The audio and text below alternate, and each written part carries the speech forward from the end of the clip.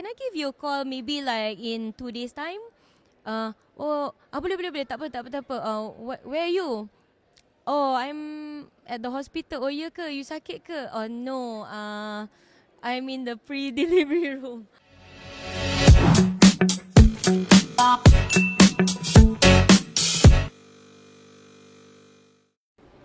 Assalamualaikum dan selamat pagi kepada semua penonton.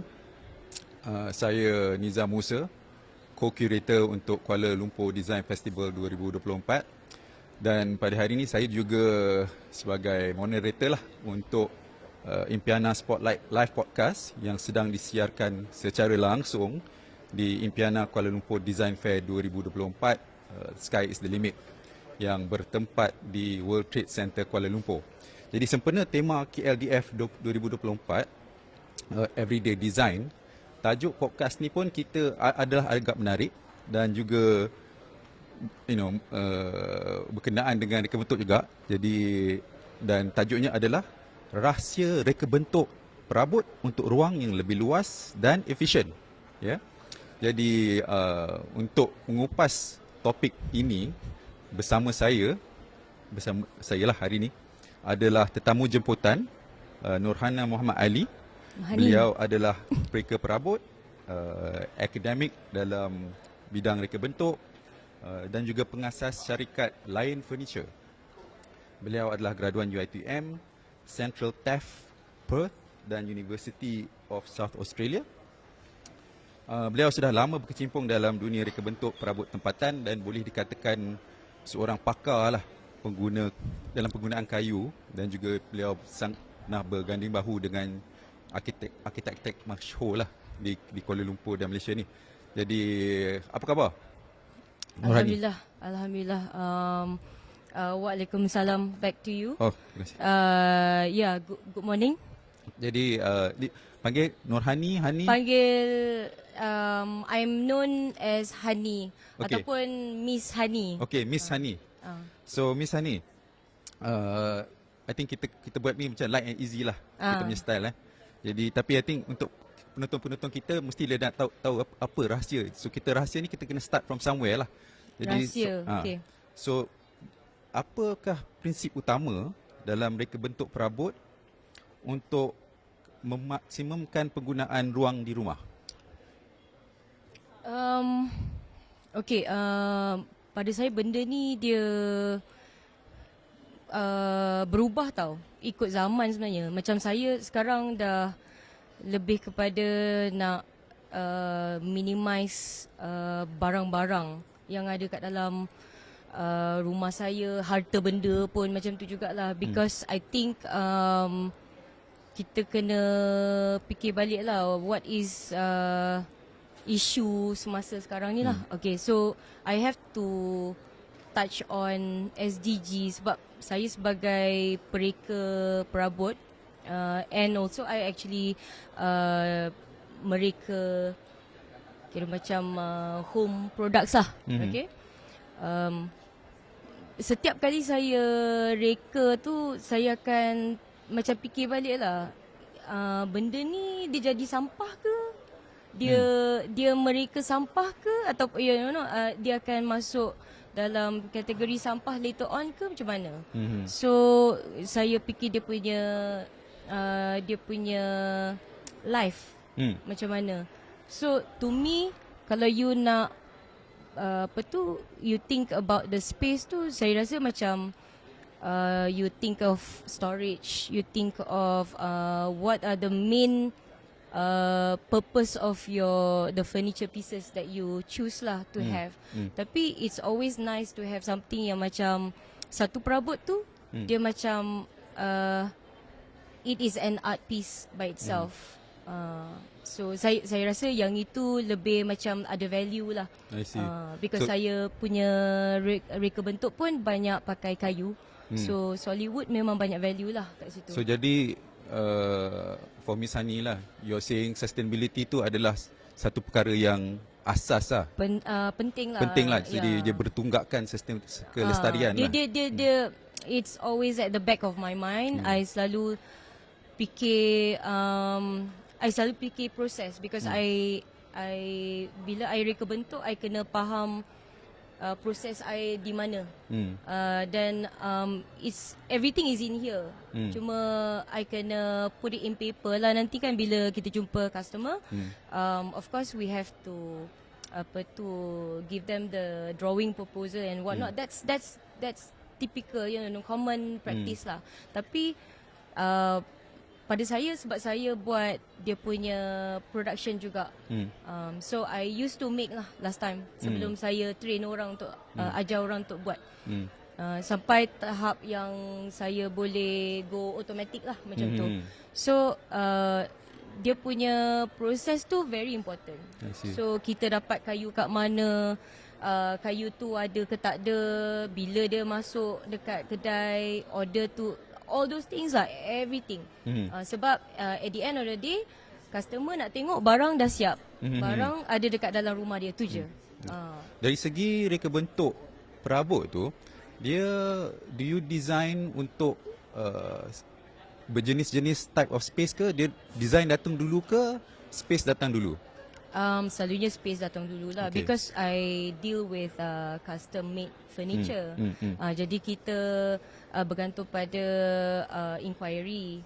Jadi kalau macam orang tu nak order untuk hotel, hotel lah dia. Kalau, and then kita kena always listen to the customer. Customer nak design brief gini, kita akan dengar. Walaupun kita datang daripada expert kan, so kita punya expertise don't come immediately. It comes after kita dah dengar customer nak apa. Yang itu very important lah. Dari segi yang saya faham lah, Miss Hani, your furniture ni semua guna natural wood lah. Tapi dari segi design, adakah warna dan tekstur perabot tu dia mempengaruhi persepsi ruang dalam rumah? Bolehkah dia menambahkan keluasan visual rumah tu, katalah? I think so, yes. Yang itu I think penting untuk your interior designer lah. Interior designer, you kena dah tahulah macam you ni suka apa. Kadang-kadang ada je orang yang suka colour blocking, tapi it doesn't mean you have to paint the whole wall red or something like that. So dia kena play it very well. Lepas tu walaupun colour blocking, tapi dia very significant. Macam maybe that space is very monotonous, tapi tiba-tiba ada warna shocking pink or shocking yellow, something like that. Jadi nice. Furniture designer ni dia kena kerjasama lah dengan ID untuk mencari suasana yang terbaik. Kalau I come in with ID, yes. Tapi kalau I come in later, maksudnya ruang tu dah ada. Lepas tu I datang sebagai furniture designer, so I kena tengok apa yang dah ada. Because kita tak boleh cakap dengan owner, you buanglah yang ni, yang tak cantik, yang lepas tu masuk I punya, tak boleh. Okay. So you kena you have to be careful, thoughtful and tolerate at all times lah. So since you work dengan ID lah, dengan interior designers, dengan arkitek, apa Miss Hani punya pendapat tentang trend terkini dari segi reka bentuk dalaman, reka bentuk perabot yang lebih cenderung kepada minimalis? Adakah gaya minimalis ni mempengaruhi space organisation? Adakah dia memberi manfaat kepada penghuni rumah? Minimalis macam, okay lah, I give you an example macam Japanese style. Japanese style tu is more like it's a cross between Japanese and European lah, Scandi macam tu kan. So diorang memang it's very minimal. You can see products you tak ada lah macam contohnya macam kita balik rumah mak, memang there's things everywhere kan. Sebab kita macam dah biasa barang ada dekat atas table and whatnot. Minimalism tu macam nothing goes on top of your even your kitchen top. Jadi macam kita dah biasa ada kettle on the kan electric kettle on the kitchen top, dia tutup semua tu. Maknanya is very kosong. Oh, dia memang Dia nak elektrik tu nampak, semua dia memang dah dia nak store nampak lah. nothing. Oh, see. But everything is hidden lah. Everything is hidden. So I like that concept. Cuma does it relate to our culture? Culture, ya betul. Culture kita sebab sesuai kita kan tak? nak ambil garpu, ambil sudu semua kena Betul. dekat-dekat kan. So kadang-kadang macam orang dia suka duduk dekat bar table. Lepas tu memang dia punya rutin lah. Tiap-tiap hari balik daripada kerja je mesti dia nak duduk situ. And then adalah dia nak makan kuih ke apa, but then it's not reachable when your spoons, your everything utensils in the cabinet kan. Jadi dia nak something yang is already that it's that one is already cluttered lah, dah tak minimal sangat lah.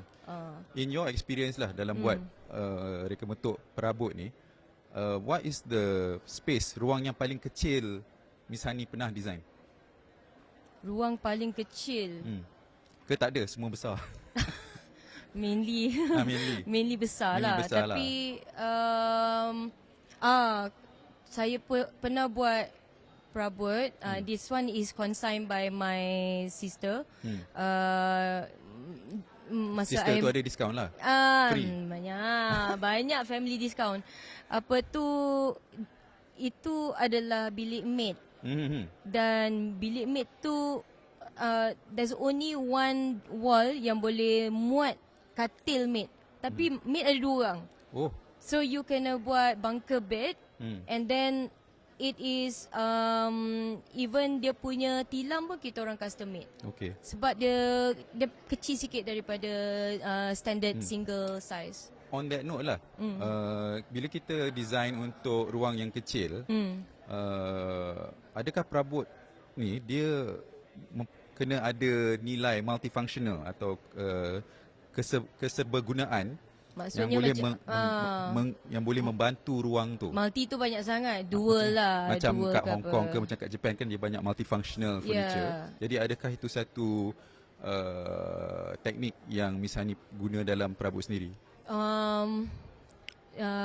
Kita kena be careful lah. Sebab macam benda yang multi ni, dia kadang-kadang macam you propose 2-3 function, tapi benda yang longevity tu dia hanya satu je function. So is it necessary to have 2-3 function in one item? Kalau benda tu macam anything that is relying on mechanism tu kena power, mechanism tu kena betul-betul good lah. Sebab kadang-kadang macam you see a lot of stuff mechanism murah daripada AliExpress whatever, okay. So we have to be aware lah. Benda ni tahan berapa lama sebenarnya, berapa kali dia boleh buka, berapa kali dia boleh tutup. Sebab dia orang benda tu ada dia punya ni tahu, ada limit dia sebenarnya. Jadi untuk penonton-penonton kita lah, apa advice bila kita nak beli furniture yang mungkin ada multifunctional aspek ni? Kena tengok bajet ke, kena tengok yelah, brand ke? Selalunya dia punya reason kenapa dia ambil multifunction sebab dia tak ada space, kan? Ya, betul. And then second is probably because of cost lah. Dia reduce cost lah daripada you beli 2 barang kan. So you kena faham dulu multifunction produk tu sendiri. Kalau benda tu macam, okay, for example macam dia dining table. Dining table bukan ke you pakai tiap-tiap hari? Yep. So kenapa you nak lipat dia, put it away and so on? Kenapa?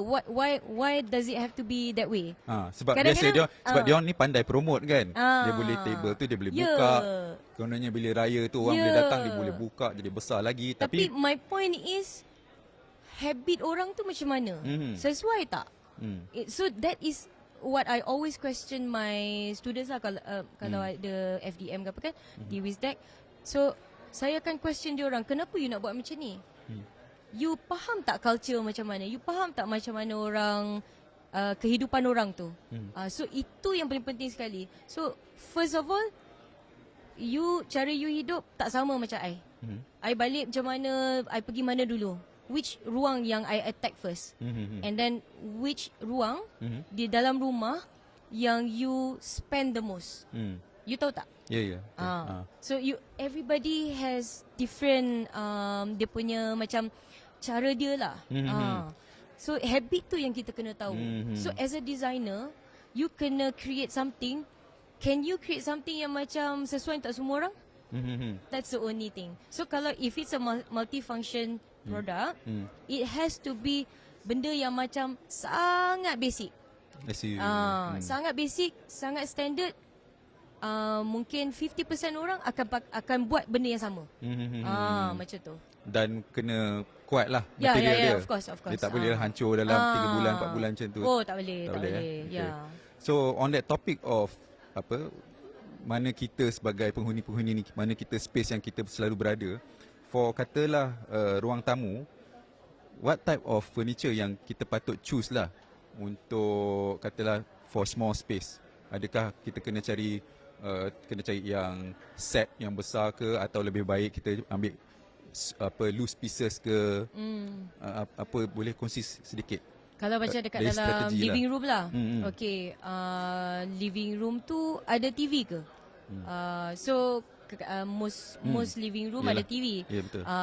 Adakah tu TV kadang-kadang yalah macam if you, so we're talking about space yang apartment. Kalau apartment memang itulah dia punya TV room. Okay, so because dia ada TV, then there are times when you akan baring-baring, relax tengok TV. So you would need something like macam lazy couch macam tu lah. So together with bila orang datang rumah, you akan jemput dia dekat situ ke tak? Ke you akan jemput dia dekat dining table? Because itu again back to your habit. Apa you praktikkan dekat rumah. So if that is your way of macam ada tetamu datang terus duduk dekat sofa, and then sofa tu tak boleh lah sofa baring-baring pula, nanti dia baring-baring kan kat rumah you. Betul. Tak boleh. So those things like macam, so you kena faham. Maybe if it's kalau you sejenis orang yang memang appreciate design, so maybe you would need something yang macam very it's the focal point of your living room. Sebab living room ni dia punya furniture biasa-biasa je. Yalah. Sofa, you can't go wrong with it lah kan. Untuk space yang katalah pangsapuri apartment kan, dia sering tempat makan dengan tempat living tu dekat. Dia dekat dan saya Open tidak kan? boleh satu open lah kan. Yeah. Jadi bila kita cari strategi atau approach macam mana nak beli perabot supaya dia work together dalam satu space ni, macam mana kita nak cari tu? Kena tengok dari segi colour ke, kena beli satu brand daripada satu kedai ke, macam mana? Kalau saya promote saya punya business lah, tapi not really. Pada saya for example macam ni, macam dining table. I think dining table ni dia kadang-kadang dia boring kan. But you can actually, kalau you ada budget lah, boleh buat solid wood punya dining table, and then it can look really really nice, macam very Japanese style ke, very Nordic ke, because that's the styling I go for. Kalau dia macam heavy looking kan, macam kita pakai solid wood yang local, dia lebih kepada dark red, merbau, nyato, very pinkish color. So you might want to go with a timber yang macam tak terlampau, the tone is not too gelap lah. Sebab yang itu dia agak macam in your face sikit lah. And then macam nowadays owner rumah dia banyak, dia dah willing to spend money on companies, ID companies untuk buat space planning diorang lah. So mungkin macam you cakap tadi, ada opening kan to the living room. So maybe you don't feel like you nak buka tempat tu, so there's like partitions that they can build. Partition tu dia termasuk sekali dengan books ke apa, dia macam dia jadi shelf lah, bookshelf. Miss Hani sebagai pereka perabot lah, mesti you akan tengok trend-trend yang akan keluar seluruh dunia, like you mention lah, dari Japan, daripada Nordics kan, daripada Europe. Ada perabot-perabot inovasi dalam perabot yang mungkin akan datang ke Malaysia, atau Miss Hani sendiri dah sedang menggunakannya, yang mungkin improve keselesaan lah ruang tamu tu, ruang any space lah, bedroom ke, living ke, dining ke. So far macam market saya dia tak perlu produk-produk macam Murphy bed semua macam tu. Jadi I think kalau macam it goes back to you punya soalan tadi yang multifunction ke apa ke, or it fits the purpose yang you really have a small space tapi you nak juga create a ruang tu. So Murphy bed memang I pernah lah ada customer yang macam tanya, can you do Murphy bed and so on. So it is quite macam, memang it has been out there being used by you know Americans and all. They are the ones yang macam started with this. But kita tak perlu sebab kita banyak land. Kita cuma only to certain people that likes the idea of having Murphy bed. So sekarang saya tengok banyak yang Murphy bed, it comes macam bila you push it up, so dia dah tak ada bed lah kan. Betul. Tapi yang ada tu remaining is like macam your working table. You can turn it into a working desk. Betul. So itu back to multifunction lah. You must find a good mechanism. Bayar mahal pun tak apa, tapi janji benda tu it works for more, it will serve you for more than 10 years lah. Saya pernah menggunakan Murphy bed untuk projek saya. So klien dia apa macam homestay dekat Ulu Langat, tapi ruang dia sempit, tapi klien nak minta dia buat macam multi-purpose punya room lah. Jadi kita ada 2 Murphy bed yang kita boleh lipat masuk dinding, belakang tu whiteboard. Dia akan jadi conference lah. So dia jadi bilik you nak pakai untuk apalah. So I think bila ada kes-kes macam ni, kerja kita memang agak menarik lah, sebab kita buat benda yang challenging sikit lah kan. Out of the norm. What is your most challenging project? Dia challenging tu based on I think macam apa yang berlaku masa kita tengah dalam production. Macam most challenging was I was in the pre-delivery room. So I receive a call daripada arkitek saying Delivery room? Yeah. Kat hospital? Yeah. Allahu Akbar. So I received the phone call and then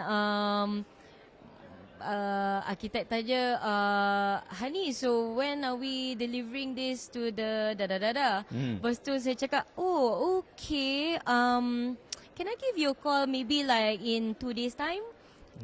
Boleh, tak apa. Where are you? Oh, I'm at the hospital. Oh ya ke? You sakit ke? Oh no, I'm in the pre-delivery room. So I think it's not challenging. It's just that after that comes the challenge, which is I tak sabar-sabar nak habis my confinement period. Lepas tu nak get back on production balik. Sebab I kena organize deliveries and so on. That's the challenging part. I see. Yeah, tapi alhamdulillah we managed to do it lah. Alhamdulillah.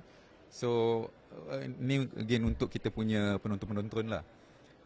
Katalah mereka nak buat beli perabot untuk rumah, tapi obviously you punya budget mungkin limited lah kan, atau mungkin tak ada limitless budget lah. Tapi bagi mereka yang ada budget, katalah nak tengok nak pergi IKEA ke, nak beli furniture ke, apa approach yang dia patut ambil untuk membuat pembelian seperti ni, dan katalah dia nak ada macam feature perabot, feature chair ke feature, macam mana dia punya approach nak cari, macam katalah okay, kita beli semua banyak ni IKEA, tapi untuk this one piece ni kita beli daripada Lain Furniture.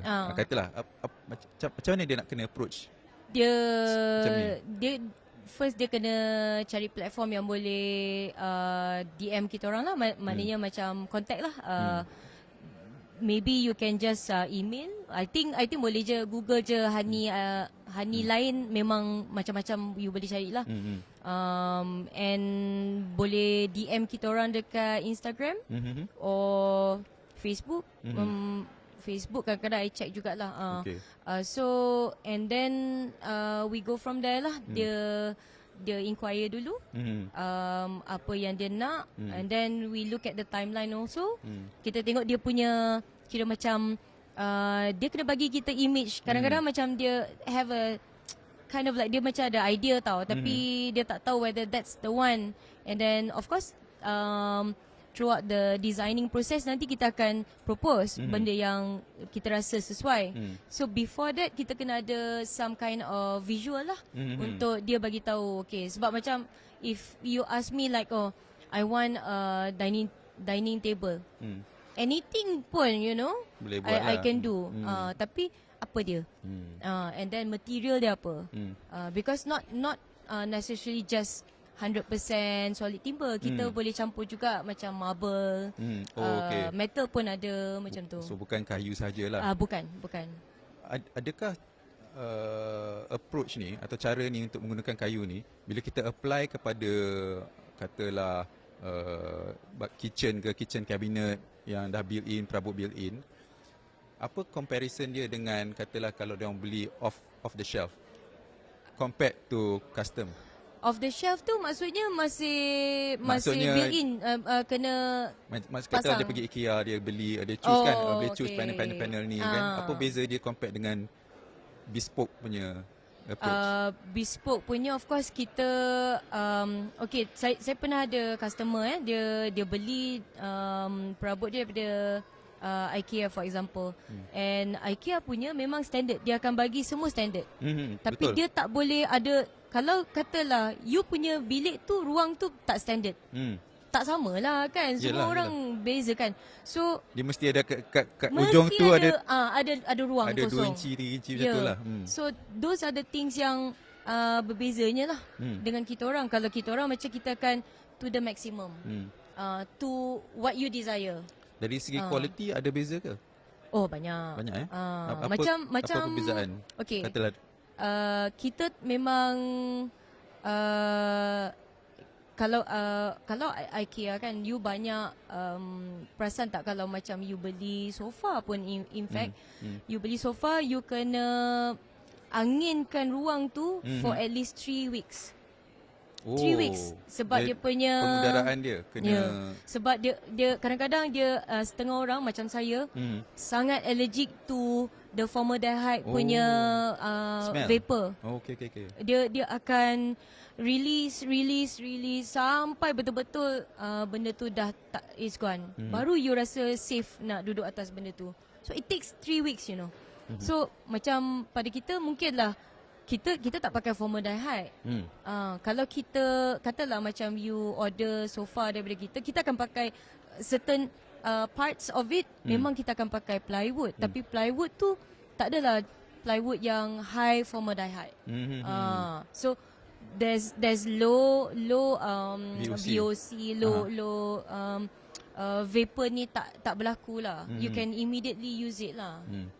Dari segi mekanisma tu adalah adakah pembeli-pembeli patut peka kepada mekanisma ke, itu memang part of the package ke, macam mana? Mekanisme macam mana tu? Untuk drawer ke, pull handle ke kan. Biasanya sebelum ni lama-lama dia akan jadi loose kan. Jadi adakah dia orang patut tengok ke? Macam kita orang punya customer, my customers are very they're not ignorant to products. They know what they want. I see. So dia akan highlight, dia akan specify even to the mechanism. mechanism dia nak half fillet ke, dia nak head stitch ke, all those things lah dia akan bagi tahu. Dan dia akan suruh kita pakai benda tu. Kalau kita tak ada supplier, dia akan cari supplier, hantar kat kita pasang. Ya. I think that way customization tu agak penting lah kan, untuk sangat unik lah. Sangat unik lah. Okay Miss Hani, kita banyak discuss pasal kitchen, ruang tamu, dining room, untuk bedroom lah. Bedroom. Apakah cara kita nak approach bedroom ni? Apa secret untuk macam mana kita susun katil ke, lemari ke, apa kita punya? I think yang itu kalau especially for tight space. Tight space dia yang important is you punya size bed tu you suka besar ke? Kadang-kadang ada orang dia suka besar, tapi tak sesuai pula dalam bilik tu, but they are only given that space lah kan. So dia kena mula daripada bed dululah, katil dulu, and then pemilihan katil tu. Lepas tu apa dalam ruang tu, maknanya dia nak ada side table satu ke, maknanya dia ada bilik lagi satu nak jadi walk-in robe ke, kan? Sebab maybe dia ada a few rooms, cuma macam bilik untuk nak tidur tu sangat sempit, kan? So dia make do sajalah dengan benda tu. So kadang-kadang ada juga orang macam dia, dia tengok macam ni, okay, style yang macam nampak macam katil macam floating, tapi tak sesuai pun, so yang jadi ada kena praktikal jugalah. you have to ukur dululah. Sebab kalau kata macam queen bed, dia ada juga double bed yang slightly smaller kan. Jadi you kena pandai carilah. Sebab kalau macam benda yang macam not so standard ni, mungkin kedai tu je lah yang jual. So that means bedsheet pun mana you nak cari. Tapi nowadays very easy lah, very easy, you can find online ni kan. Jadi shopping online banyak. Jadi dari buat kesilapan tu takkan jadi teruk sangat lah. Tak adalah dia menyesal beli kan. Ya betul. Okey, kami dah di penghujung podcast ni. Terima kasihlah Miss Hani. Thank you so much for all your input. Sangat berguna kepada penonton-penonton. Jadi Impiana Spotlight Live Podcast akan berhenti buat seketika. Kita akan sambung semula pada pukul 3.30. Satu topik yang agak menarik, kediaman PPR, dikebentuk untuk kediaman PPR. Jadi kita jumpa lagi. Wassalamualaikum.